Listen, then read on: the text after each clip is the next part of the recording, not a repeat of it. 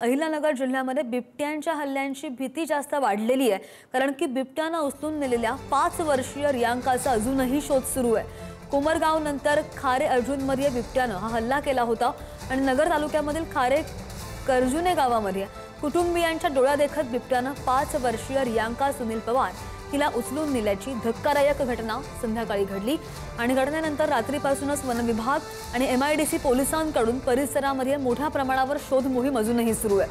मात्र अजूनही रियांकाचा थांग पत्ता लागलेला नाहीये। पोरगी अशी घरामध्ये आली, मावशी तिची स्वयंपाक करीत होती, ती बाय बाय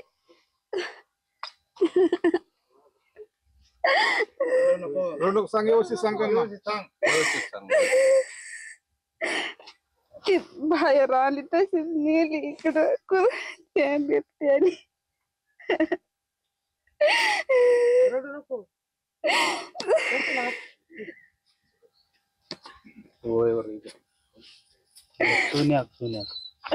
याच्या आधी कधी दिसला होता का बिबट्या? काही होत का?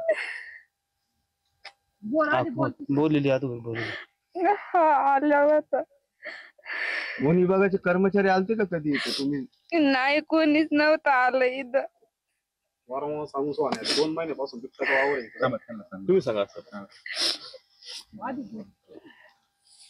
बिबट्याचा वावर किती दिवसापासून आहे? तुम्ही वन विभागाला सांगितलं होतं का? सविस्तर सांगितलं होतं, पण त्यांनी इकडे दुसरीकच लावला पिंजरा, इकडे नाही लावलं। आम्ही कामावून आलो आणि इथं बसलो बाहेर, पोर स्वयंपाकाला घुसली घरात, तेव्हा लगेच ते बिबटे आला आणि लगेच त्याने हल्ला केला, लगेच हल्ला केला। 6:30 तास काय झालं? आरोड केला माग लगेच ते, मग ते पळाला देऊ आतून तिकून आली इथं आणि लगेच हल्ला केला त्याने। कोपरगाव तालुक्याची घटना ताजी असतानाच काल सायंकाळी अहिल्यानगर तालुक्यातील खारेकरजुनी या ठिकाणी एका बिबट्याने 5 वर्षीय रियांका पवार हिला उचलून नेलेला आहे। 12 तास उलटून देखील रियांकाचा शोध लागलेला नाहीये। मात्र कुठेतरी वन विभागाच्या ढिसाळ कारभारामुळेच ही घटना घडली असल्याचा आरोप ग्रामस्थांच्या वतीने करण्यात आलेला आहे। आपल्यासोबत गावकरी, आपण त्यांच्याशी चर्चा करूया।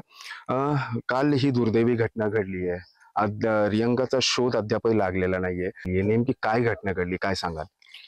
तर ही घटना रात्री सुमारे 7च्या आसपास घडली, पावणे 7 ते 7च्या आसपास घडली आणि मुलगी घरातून आल्यानंतर बिबट्याने तिला उचललं आणि या ठिकाणी शेताच्या तुरीमध्ये घेऊन पळाला आणि घेऊन पळाल्यानंतर तिचे आजोबा त्या मागे पळाले, परंतु तो आता वन्य प्राणी आणि माणसाचं या ठिकाणी स्पीडची स्पर्धा होऊ शकत नाही, तरी त्यांनी या ठिकाणी नंतर आरोड केला। समस्त ग्रामस्थ या ठिकाणी जमा झाले आणि रात्री आम्ही 4 वाजेपर्यंत शोध मोहीम घेतली, परंतु 4 पर्यंत ते काही तिचा मृतदेह किंवा ती मुलगी आढळून आलेली नाही। 100% टळली असती। आणि दुसरं म्हणणं असं आहे का बरंच ग्रामस्थांचं असं म्हणणं आहे का बाकीच्या ठिकाणी जिथं बिबट्याचा जास्त वावर वगैरे आहे तिकडचे बिबटे आणून या परिसरात सोडण्यात आलेले आहे। इथून मागं कधी बिबटे वगैरे आमच्या गावात कधीच नव्हते आतापर्यंत। माझं वय 40 वर्ष झालं, आतापर्यंत बिबट्या मला माहित नव्हतं। हे माझं शेत आहे, पण हे 2 महिन्यापासून इतके बिबटे दिसू राहिले सगळीकडेच। 4 ते 5 बिबटे खारेकुर्जुनी परिसरात कंटिन्यू फिरत आहे। ती जर पिंजरा लावण्यात आलेला असता तर ते लहान बाळ आज वाचलं असतं। ते उमेर सय्यद, पुढारी न्यूज, अहिल्यानगर।